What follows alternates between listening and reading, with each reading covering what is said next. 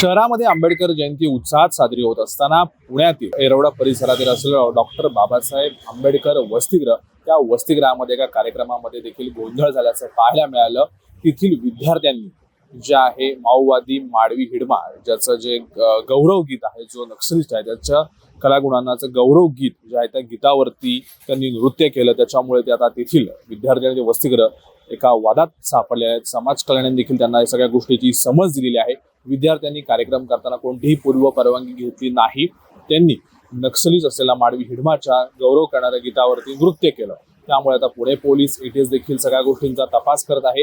हे विद्यार्थी किंवा या विद्यार्थ्यांचे कोणतीही शहरामध्ये काही नक्सलिस्ट कारवाई करण्याचा कट होता का, काही चळवळ राबवण्याचा काही कट होता का, अशा सगळ्या गोष्टी आता ह्या त्याचा सगळा तपास सुरू झालेला आहे। डॉक्टर बाबासाहेब आंबेडकर जयंती निमित्त या विद्यार्थ्यांनी जे आहे नृत्य त्या ठिकाणी केलं। ज्यावेळेस विद्यार्थ्यांना या सगळ्या गोष्टींची विचारणा करण्यात आली त्यावेळेस विद्यार्थी म्हणाले त्याचे आम्हाला बीट्स लिरिक्स हे आवडले, आम्हाला ते नक्की कशाबद्दल आहे याची काही कल्पना नव्हती। मात्र येथील उपायुक्त जे आहेत पोलीस देखील सगळ्या गोष्टींचा तपास करत आहे। आज देखील मेधा कुलकर्णी ज्या खासदार आहेत त्यांनी देखील या विषयावर सगळं भाष्य केलेलं आहे।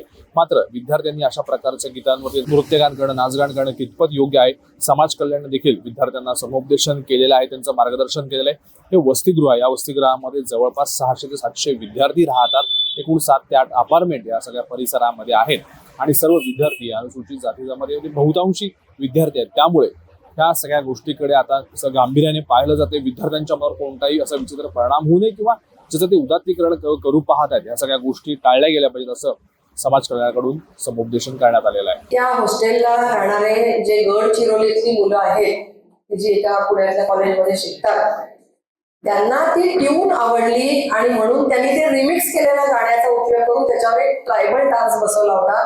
त्या विद्यार्थ्यांनी त्यांचं निवेदन असं दिलेलं आहे की त्यांचं कोणत्याही प्रकारे इंटेन्शन नव्हतं आणि ते गाणं बॅन केलं हे त्यांना माहिती नव्हतं आणि त्यामुळे त्यांनी ते वाजवलं। परंतु पोलीस खात्याकडून याची सखोल चौकशीही चालू आहे आणि याच्यामध्ये प्रामुख्याने कुठली संघटना इन्व्हॉल्व आहे का, मुद्दाम हेतुपुरस्सर अशा प्रकारे विद्यार्थ्यांसाठी काही गाणी बसवली गेली का, या सगळ्याचा तपास पोलीस खातं करत आहे।